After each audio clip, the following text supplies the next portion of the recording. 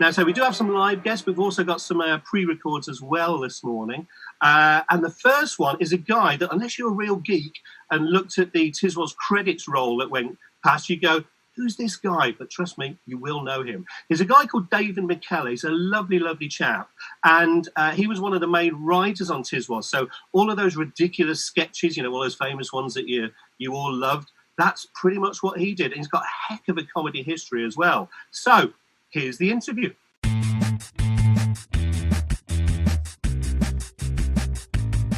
It was around about, how did I get into Tiswas? 1980. I was working on Three of a Kind for the BBC, which starred Lenny Henry. And Lenny Henry recommended me to Chris. I had an interview with Chris and we went from there. A lot of the items were quite short. So when you had the next item, which you had to prepare for, it was a lot of running around. But, and a good laugh. It was a very pleasant atmosphere. Great fun. A lot of the pop stars liked coming out on our show because it was a lot of fun. The most difficult ones were usually pop singers. And in the end, we only used pop singers that would sing live, like Chaz and Dave. And they came on many times. They loved it because they would sing live. You could rely on your Chaz and Daves and things like that. What we never bothered, we used to have a big battle with the BBC over, but we always couldn't be bothered because if they were on the BBC the week before, it was publicity for our following week's show. So we didn't care, but the BBC always wanted them first. We said, thank you very much, it was publicity for our show. The best one was Kevin Keegan. He appeared on the show. He was playing for Southampton and they had a game at West Bromwich that afternoon, and he said he couldn't be pied because if he got injured, he got to get the sack.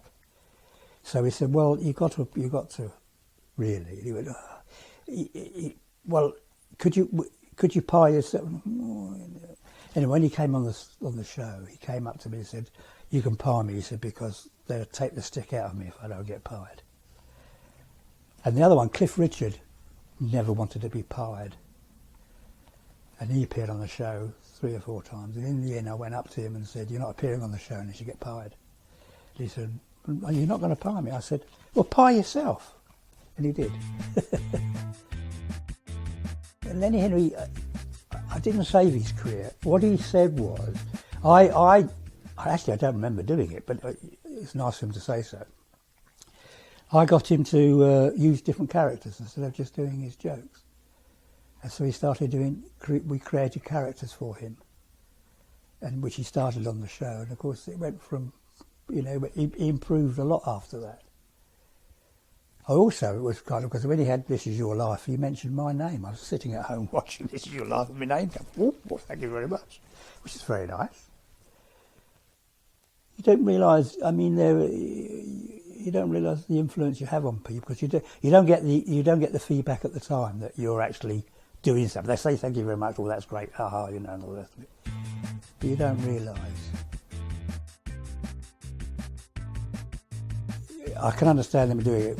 A lot of us thought it was wrong to do it, change, because they're going to compare it with Saturday morning show, and of course it wasn't as good as the Saturday morning show. It was in content, but the atmosphere was different. It was a different time of the day. It was grown-ups instead of grown-ups and children watching. Tiswas was watched by fathers more than mothers. So, mothers didn't like it. But fathers did with their kids, so. Well, of course, when things do change, people they didn't see Chris Tarrant and things like that, so they are going to, so you do have that problem. And, it's like, we didn't expect it to go on much longer, because when things change,